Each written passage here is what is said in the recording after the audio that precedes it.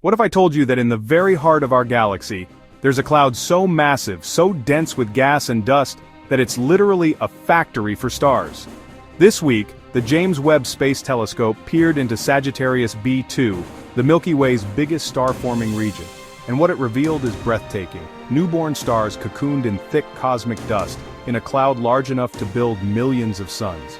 Let's explore what Webb found, why it matters, and how it changes our view of the galaxy we call home. Sagittarius B2, or Cigar B2, sits near the very center of the Milky Way, about 390 light-years from the supermassive black hole Sagittarius A. It's not just any cloud, it's a giant molecular cloud, packed with hydrogen gas and carbon-based molecules. Astronomers have even found complex organic molecules here, the same kinds of chemical building blocks that could seed life. SGRB2 is so huge that if you could see it with the naked eye, it would stretch across 150 light-years of space. Think of it as a galactic nursery, where thousands of stars are being born at once, hidden behind veils of dust, until Webb looked deeper.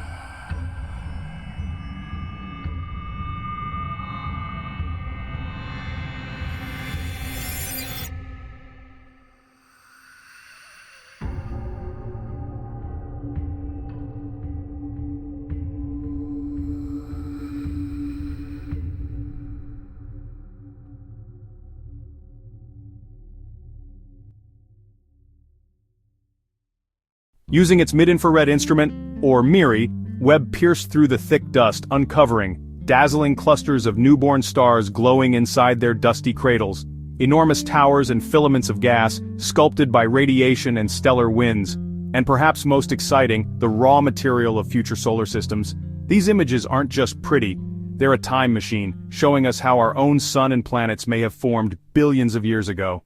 Star-forming clouds like SGRB2 are cosmic laboratories. By studying them, scientists can answer big questions. How do massive stars form in clusters? What role do organic molecules play in shaping early planetary systems? Could these regions hold the secrets to how life begins? And here's the kicker. The same processes Webb sees in Sagittarius B2 are happening across the universe. This isn't just about our galaxy's heart.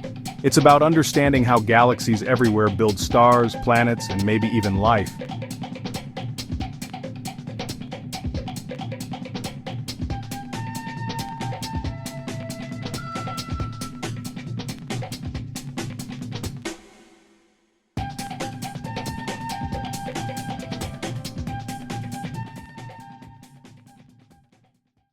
Our own sun was born in a cloud like this.